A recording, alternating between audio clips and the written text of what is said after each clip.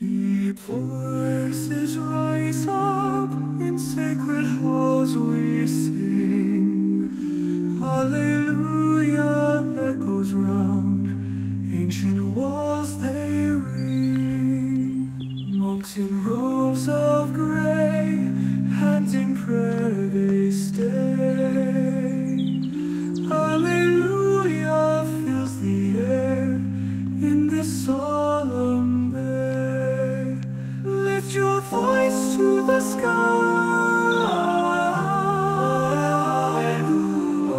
Hallelujah we cry. In the silence we find sacred chants intertwined.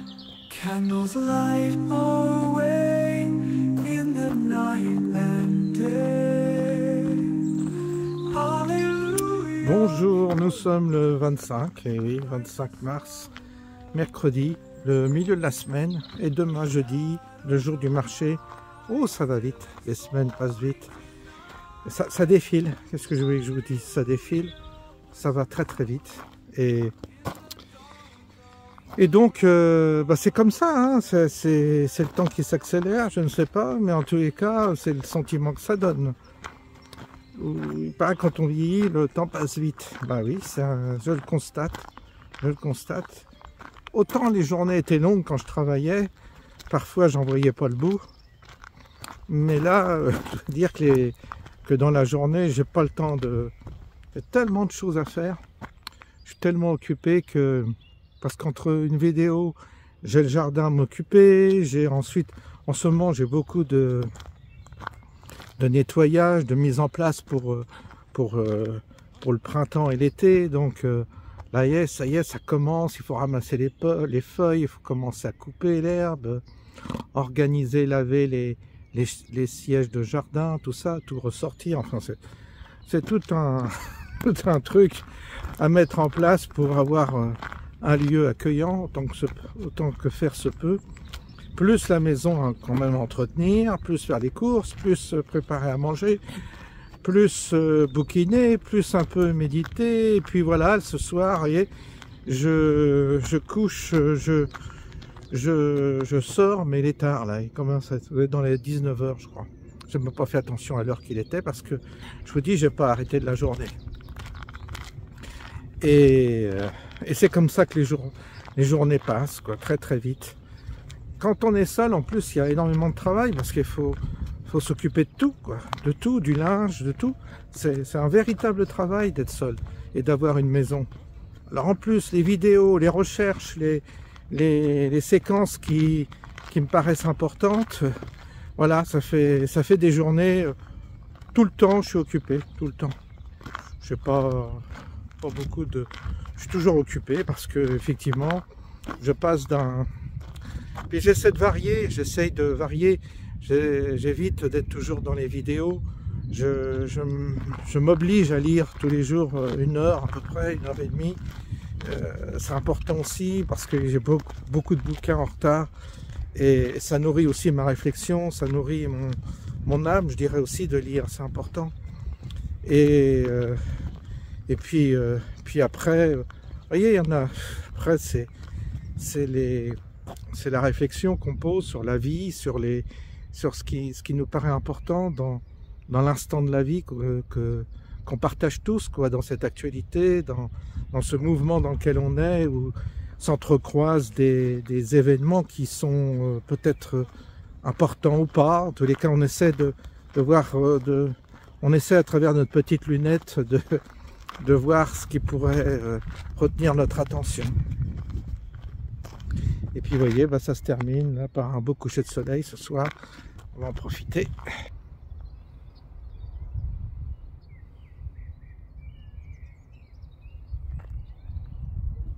Et le ciel est un beau ciel bleu ce soir. Le ciel va être étoilé, c'est merveilleux parce que comme toutes les communes le soir ferment les lumières, du coup il n'y a plus de pollution lumineuse la nuit, donc on a un ciel encore plus éclatant le soir, la nuit en tous les cas. Et ça, le soir, la nuit, je regarde le ciel. parce que le ciel étoilé, ça nous ramène, enfin ça nous invite à une dimension, ça nous invite à quelque chose de contempler le ciel étoilé. C'est la nuit, c'est merveilleux. La nuit, il y a une ambiance tellement belle, tellement on échappe au temps, on échappe à tout. C'est vraiment formidable d'avoir cette possibilité-là. Des fois, je me dis, oh, je me mets sur ma terrasse et je regarde le ciel étoilé. Je me dis, ah, j'avais pas ça quand j'étais en banlieue. Je prenais pas le temps, j'étais fatigué, on regardait des séries, après on allait se coucher. On traînait sur le net dans notre petite boîte à sardines. Et là, c'est vrai que j'ai cette possibilité de voir le ciel étoilé la nuit quand il n'y a pas de nuages. Ça arrive, hein. Et ça, c'est très beau, très beau. Et je vous dis, il n'y a pas de pollution nocturne là où je suis, donc il n'y a pas de pollution lumineuse. Donc du coup, on voit vraiment... enfin, on peut contempler le ciel, on voit toutes les étoiles, la lune, tout ça. Oui, c'est assez grandiose en fait. C'est assez grandiose. Il est fort probable d'ailleurs que quand on est amoureux de la nature et amoureux de l'espace, que quand on meurt, ben on puisse être comblé de ce côté-là, quoi. Parce qu'on est aspiré vers ça, quoi. De toute façon, quand on est aspiré vers le beau, j'ai remarqué, on va vers le beau, on retrouve le beau. C'est un peu une mécanique qui s'effectue comme ça, c'est-à-dire vous êtes aspiré par le beau, vous allez vers le beau, vous trouvez toujours l'endroit le plus beau, vous essayez de... Puis la beauté, elle est pas... c'est pas une beauté snob, c'est pas une beauté... enfin, c'est pas être esthète, vous savez. Simplement, vous êtes attiré vers le beau et du coup, le beau vient à vous. Et ça, j'ai remarqué ça. C'est pas une question non plus d'argent, de moyens. J'ai remarqué que tout le monde n'est pas attiré vers le beau. Tout le monde n'a pas cette préoccupation du beau. En tous les cas, cette attirance. Et moi, je suis attiré vers le beau et donc, c'est malgré moi, mais j'aime être dans un bel endroit. J'ai toujours fait le choix d'essayer d'être dans un environnement assez beau. Quand j'avais mon bureau téléphone au travail, j'essayais d'agrémenter l'espace, d'y mettre une touche de beauté. À chaque fois, j'essaie d'être... c'est plus fort que moi, j'aime bien. Et donc, bah, voilà, pourtant, je vous dis, ça n'a rien à voir à une question de moyens et d'argent, hein, rien à voir. Hein. C'est ça qui est encore mystérieux, vous savez. C'est comme j'ai des amis, ils ont un prieuré, ils ont un endroit merveilleux, et ça fait partie des personnes que je fréquente de près. Ils ont... alors là, j'ai été gâté parce que je pense à eux. Alors eux, ils sont vraiment esthètes dans tous les domaines. Et ils ont restauré un vieux prieuré du XVIe siècle, je crois. Et quand je vais chez eux, c'est magnifique. Et je me dis, tiens, c'est bizarre parce que j'aurais pu rencontrer j'aurais pu faire connaissance avec des personnes qui habitent dans un autre endroit, moins séduisant. Puis là, c'était vraiment la providence, j'aime pas dire le hasard, la providence. Et pareil, c'est pas forcément, ils sont pas très argentés, c'est pas la question non plus d'argent, mais ils ont consacré une partie de leur vie à restaurer un beau bâtiment. Et quand vous allez chez eux, c'est fantastique, quoi. C'est très beau, très beau. Et à chaque fois, je sais pas, je suis touché par la beauté du lieu. Tout a été fait avec goût. Il y a un goût à la française, mais et là, j'en suis incapable. Vous voyez, ça m'est donné, mais ça m'est pas accessible. C'est-à-dire, moi personnellement, j'ai pas cette culture et cette approche qu'ont ces personnes-là concernant l'esthétisme d'un bâtiment. Ils ont des connaissances, ils ont des références, ils ont des ils ont une manière de... Ils ont certainement une connaissance que je n'ai pas, qui leur permet de faire aboutir un projet esthétique que je n'ai pas. Mais comme je suis attiré vers ça, ça m'est donné, ça m'a été donné. C'est gratuit, hein, c'est pas une question d'argent, mais ça, voilà, c'est comme ça. Et aussitôt que j'ai eu aussi des expériences inverses, aussitôt qu'une personne s'adresse à moi ou tout au moins vient vers moi et que son univers est passable, est pas beau, qu'il n'y a pas de recherche. C'est un côté un peu parfois même déglingué, un côté sombre, un côté chaotique. Tout de suite, je me retire. Je vais pas. Je ne suis pas. Je suis pas, comment dire, intéressé. C'est triste, hein, vous pourrez me dire, bah, c'est pas bien d'être comme ça. Ça se décide pas, parce que pour moi, il y a un lien, et c'est pas une question d'argent, je vous dis, mais il y a un lien. Si vous avez, il y a un lien entre le lieu qu'habitent les gens et leur âme. Il y a un lien, c'est automatique. Et c'est quelqu'un qui vit dans le chaos, qui vit dans la laideur. C'est qu'il y a tout au moins il y a un souci, quoi. Il y a un souci et c'est vrai que ça m'attire pas. C'est comme ça, hein. Et je dois dire que c'est quelque chose qui est important pour moi, hein. Peut-être que ça ne l'est pas pour d'autres, mais pour moi c'est important. Et donc je pense qu'après la vie, je pense qu'on ira vers vers quoi c'est par hasard d'être attiré comme ça.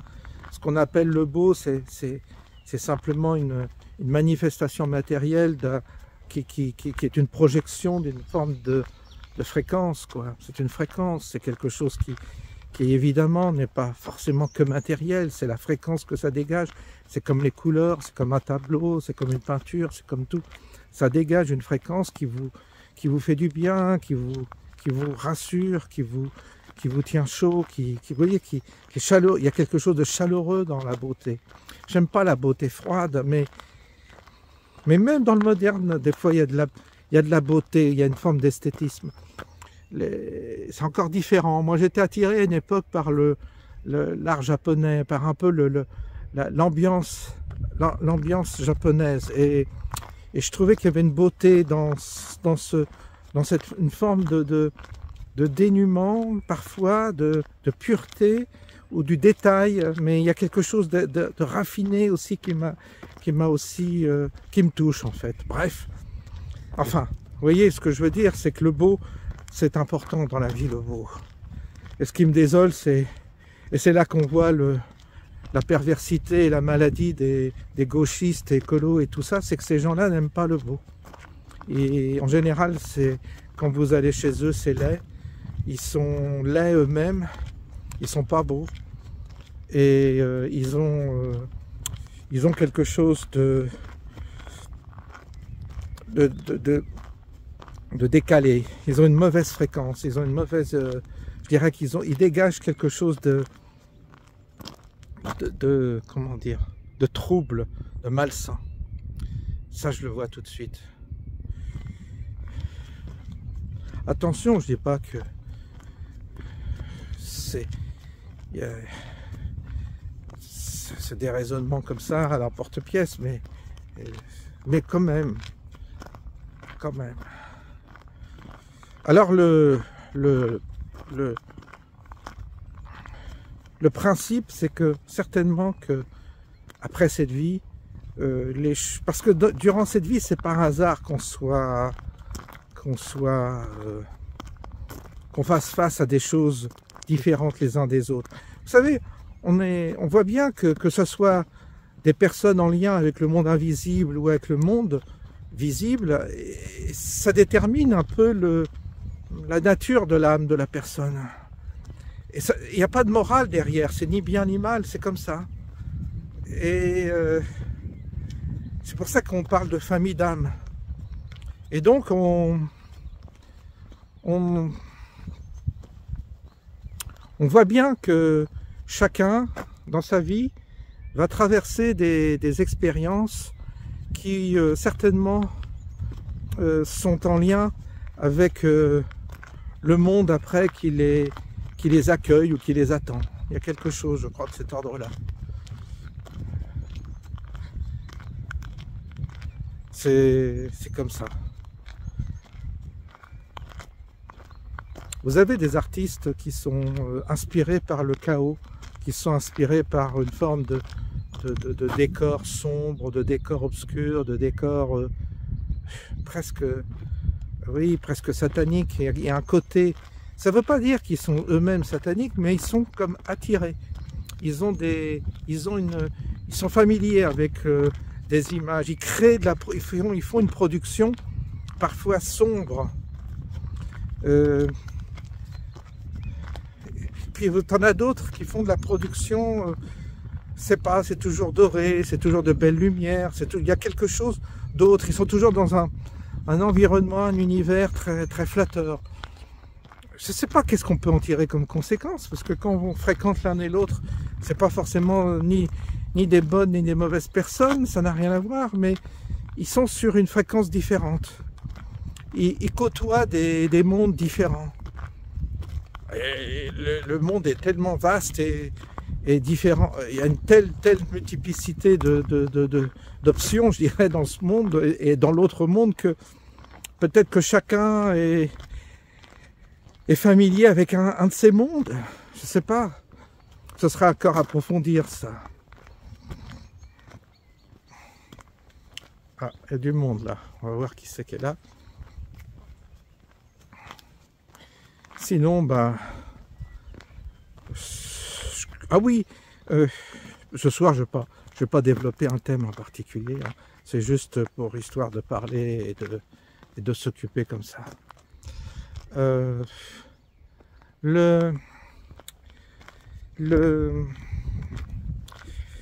vous avez vu ma belle casquette là, c'est pour faire chier tous ceux qui n'aiment pas Trump, justement.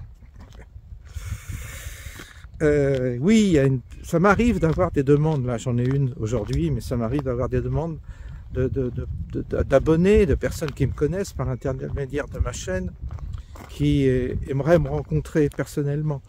Et parfois j'ai des propositions ou des visites de gens qui souhaitent me visiter, venir chez moi, ou venir passer un moment avec moi.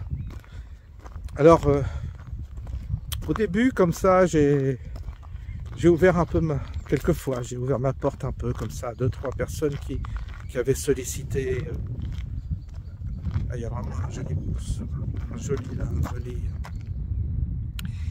Et je peux pas, j'ai fait quelquefois, comme des entretiens téléphoniques, mais je suis devenu très sélectif, c'est vrai, très sélectif. Mais sélectif, ça voudrait dire que je sélectionne. Et là, je ne sélectionne pas.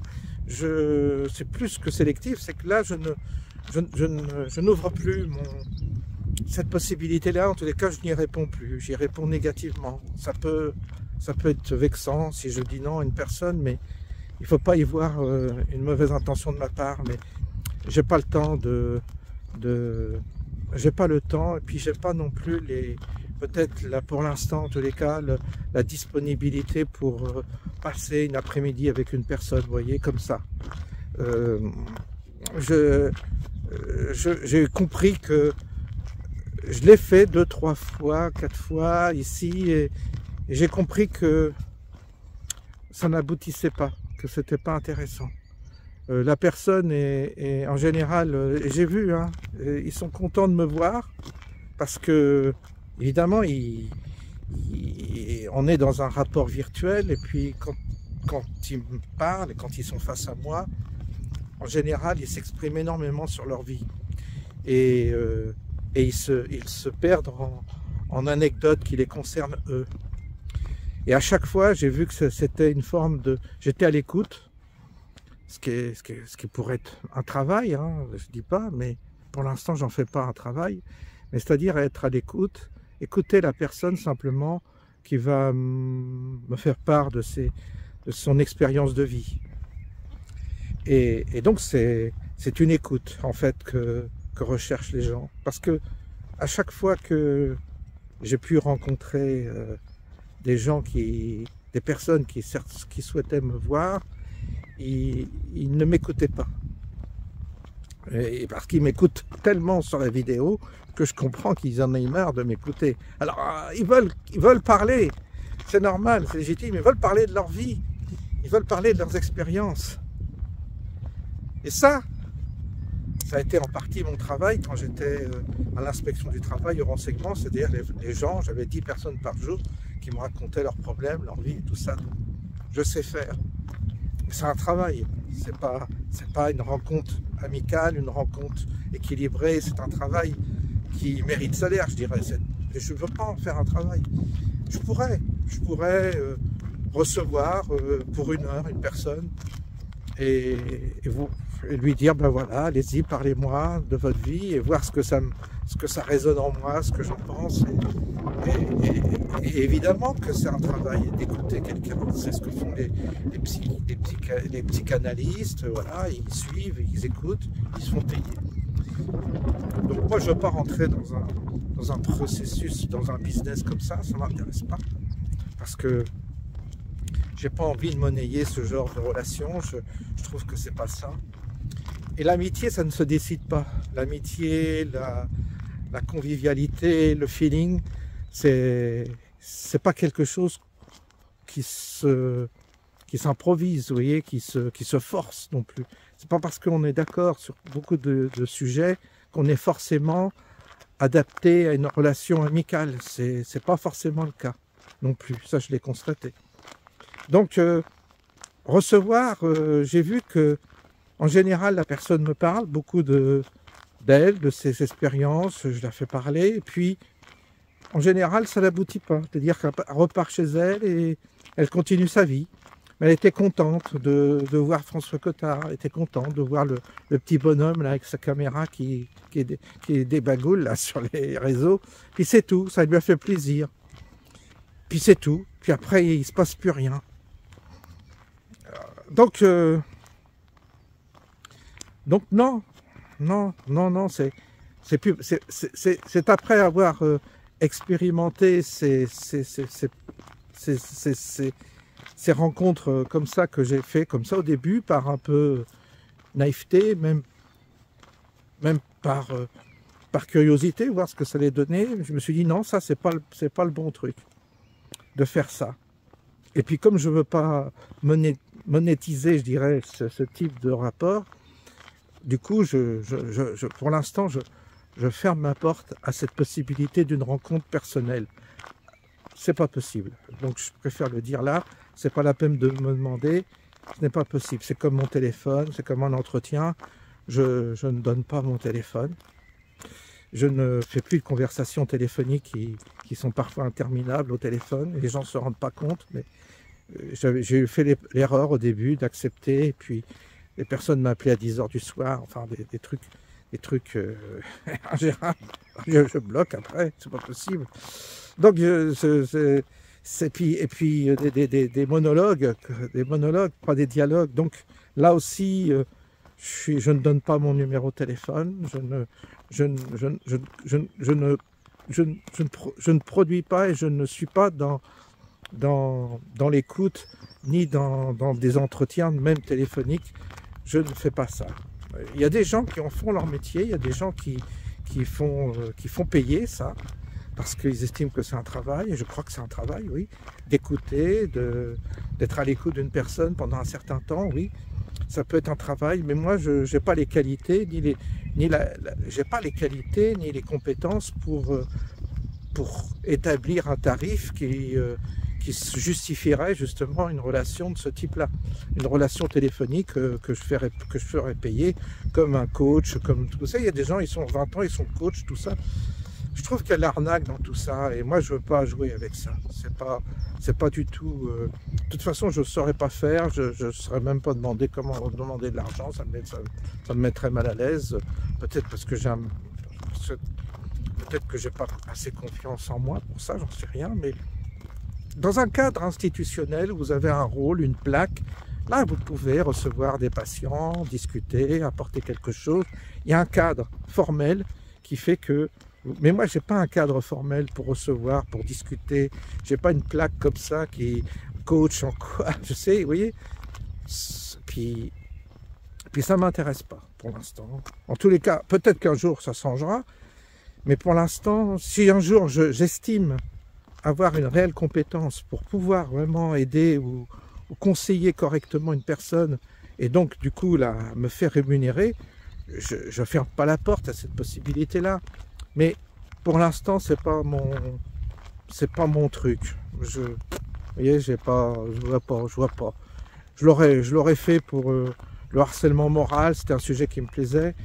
En tous les cas, qui m'avait intéressé. Je pense avoir quelques réponses par rapport à ça. Mais encore, voilà, maintenant c'est plus du tout mon sujet. Alors, donc du coup, il n'y a pas de possibilité de me rencontrer personnellement, et ça c'est donc important que je le précise. Et s'il y a des amitiés parfois qui se font au détour d'une rencontre, je dirais providentielle, alors pourquoi pas, ça s'est produit. Bon, bah, la relation s'est établie naturellement, on se fréquente un peu, puis on devient amis, c'est très bien comme ça. Ça peut être grâce à la chaîne aussi, mais ça se fait d'une manière naturelle, non forcée. C'est ça aussi qui est bien. Par ailleurs, le but, c'est éventuellement un jour, effectivement, d'organiser une rencontre. Et ça peut être justement plus intelligent, c'est-à-dire de rencontrer mes abonnés dans un cadre déterminé, mais dans un cadre, là aussi, dans un cadre formel. C'est-à-dire que si je reçois plusieurs de mes abonnés, ça se fera dans des conditions et des circonstances qui sont bien déterminées à l'avance. C'est-à-dire qu'il y aura un cadre, et ça j'y tiens beaucoup, un cadre où on aura des intervenants, j'aurai moi-même peut-être des interventions à faire, ou collectivement répondre à des questions, élaborer des groupes de travail, pourquoi pas, et ça peut se faire en 2 jours, ça serait un week-end. Et ça coûterait de l'argent, ça veut dire que ça coûterait effectivement de l'argent, parce qu'à partir du moment où on consacre un week-end à travailler, à se rencontrer, ça coûte de l'argent. Et à partir du moment où vous parlez d'argent, il n'y a plus personne. Non, il n'y a plus personne parce que beaucoup de gens n'ont pas les moyens de consacrer 200, 300, 400 euros à un week-end. Et c'est ce que ça coûte. Si vous regardez l'hébergement, les repas, tout ça, c'est ce que ça coûte. Mais ça, c'est ce que plus tard je ferai. C'est-à-dire que quand j'aurai beaucoup d'abonnés, parmi mes abonnés qui sont nombreux, il y en aura qui auront les moyens financiers et qui auront la motivation pour réaliser ce type d'expérience. Mais pour l'instant, on n'en est pas là. Je n'ai pas assez de notoriété, je ne suis pas assez, j'ai pas assez de crédibilité pour organiser ce type de rencontre. Ce qu'on me propose, c'est des trucs à l'arrache, ça ne m'intéresse pas. J'ai toujours fait les choses, comme je vous ai dit, bien. Et quand j'étais dans le commerce, je faisais les choses bien. C'est-à-dire avec des règles, avec un environnement correct. J'ai jamais aimé organiser les choses comme chez les manouches, vous savez, c'est pas mon truc. Donc, je vous le dis, si un jour on organise quelque chose, ce sera dans un espace confortable, ce sera dans un lieu joli, et automatiquement, ça coûtera cher. Donc pour l'instant, comme il n'y a pas, les gens vont dire on ne va pas débourser, ils ont raison. Pour l'instant, il n'y a pas les conditions ne sont pas réunies pour motiver des gens à sortir un bon billet pour organiser ça. Je préfère ne rien faire, attendre que les choses soit se développent ou pas. Ça dépendra, comme je dis toujours, c'est pas ma volonté. La chaîne, elle vit sa vie. Peut-être qu'un jour, elle va être supprimée, peut-être qu'il n'y aura pas. C'est pas grave. Mais le jour où j'organiserai quelque chose, ce sera sur candidature, c'est-à-dire il y aura une lettre de motivation, parce qu'il y aura un tri qui sera fait, pas seulement par l'argent, mais aussi par la qualité des gens. C'est-à-dire je demanderai à ce moment-là, je présenterai un questionnaire, Et dans ce questionnaire, il y aura donc des conditions pour que je sélectionne ou pas les gens qui participeront à cette rencontre. Vous voyez, c'est vers ça que je m'oriente. Il faut être exigeant, il faut pas tomber dans, si vous voulez, le concept, comment dire, l'idole, quoi.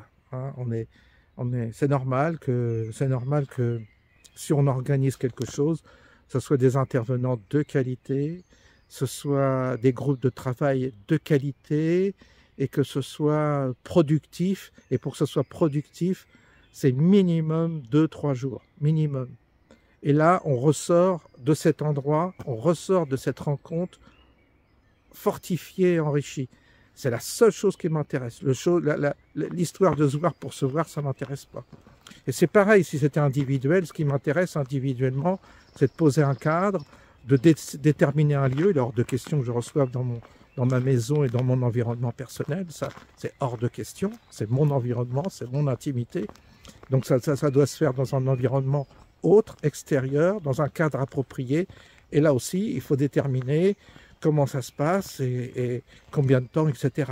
Mais là aussi, j'ai pas du tout cette volonté pour l'instant. Mais c'est l'état d'esprit dans lequel je suis, en tous les cas. Je pense qu'aujourd'hui, il faut mettre la barre assez haut, il faut être exigeant, il faut être sélectif et donc comprendre que ce monde est un monde sélectif et que toute démarche que l'on fait est sélective. Regardez les concours, quand tu rentres dans l'administration, tu fais un concours, tu es sélectionné ou tu n'es pas sélectionné. Tu passes un examen, tu es sélectionné ou pas. C'est comme ça que fonctionne notre monde. Eh bien, c'est pareil pour toute organisation dont on veut qu'elle soit bénéfique. Il faut qu'il y ait à la base un système sélectif dont on fixe soi-même les règles de la sélection. C'est comme nos amis, on doit sélectionner nos amis, on ne peut pas accepter n'importe qui. J'ai fait tellement d'erreurs dans ma vie, tellement d'erreurs. Vous savez, en voulant être gentil, en voulant faire plaisir, en voulant accueillir tout le monde, j'ai fait tout ça. Et je me suis dit, waouh, c'est pas bon. C'est tout ce qu'il ne fallait pas faire. En fait, si je regarde ma vie, c'est une succession d'erreurs que j'ai faites qui me conduisent à corriger sans cesse, à revoir ma copie sans cesse. Parce que j'ai fait énormément d'erreurs. Énormément d'erreurs. C'est pour ça que j'ai rencontré des difficultés, parce que à chaque fois, je me prends une baffe. Quand je fais une erreur, je me prends une baffe. Et après, j'oriente et dis, ah bah non, c'est pas bon, c'est pas bon, c'est pas bon. C'est pas comme ça qu'il faut faire. Et du coup, ah bah la voilà, Cannelle, vous allez la voir. Elle est venue te donner à manger tout à l'heure. Hein? Ah bah tu parles toute seule. Hein? Mais non, mais j'ai rien à toi. J'ai rien à manger là. Il y a un monsieur qui est venu te donner à manger tout à l'heure. Hein? Elle croit que je vais lui donner à manger. Cannelle.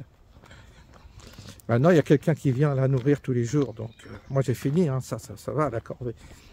Donc, voilà un peu. Là aussi, il faut être prudent. Vous voyez, j'ai voulu être gentil et j'ai vu que c'était la gentillesse. Tout de suite, en fait, elle est interprétée comme une opportunité pour abuser de vous. Donc, il faut faire gaffe. Très, très attention. Bref.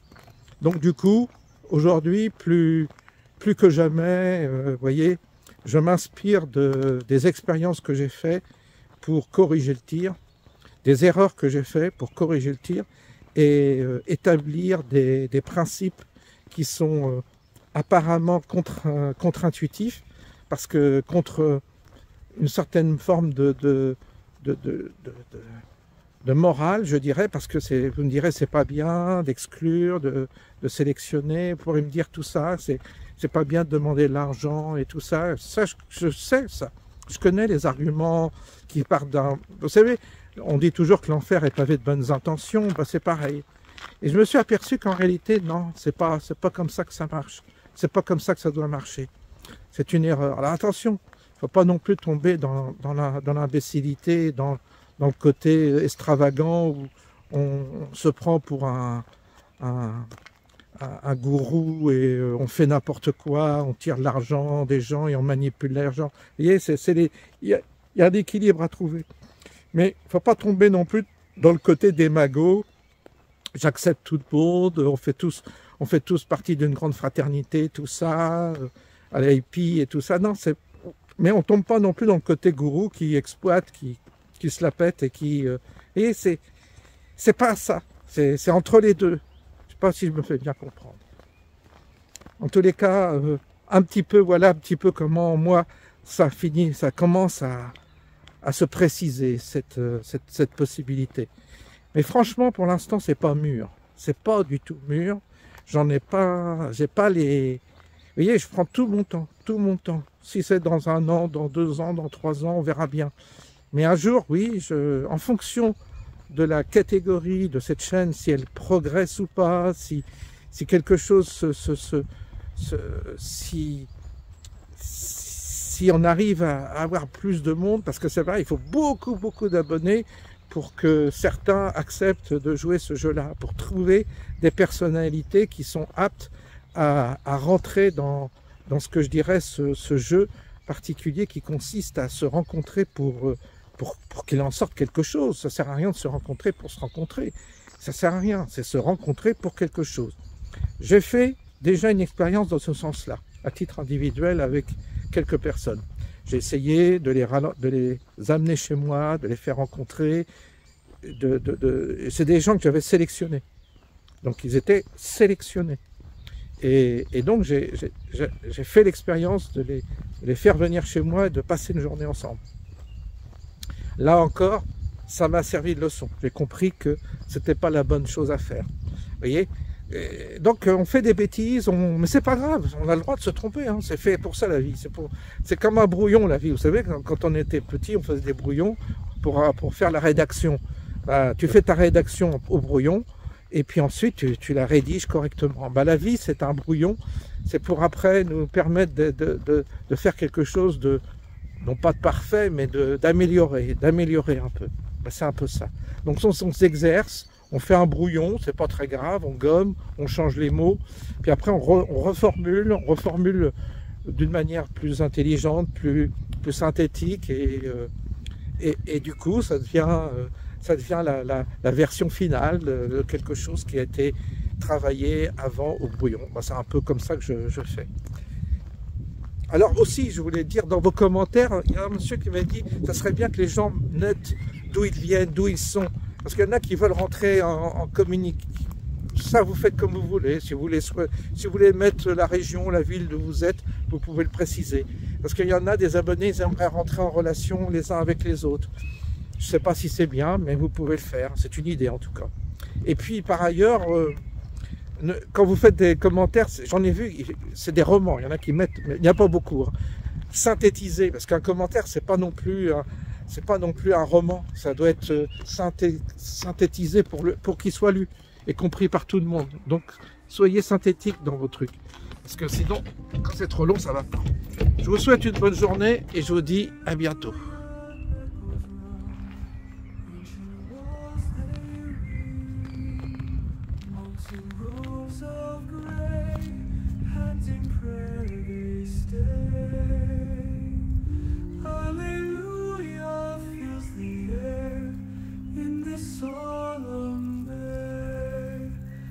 Your voice to the sky.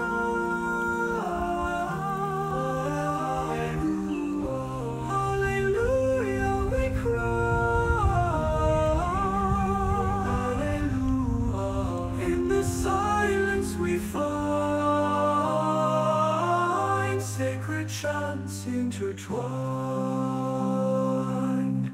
Candles light our way in the night and day. Hallelujah, pure and bright, guides us on our way. In the shadows of light.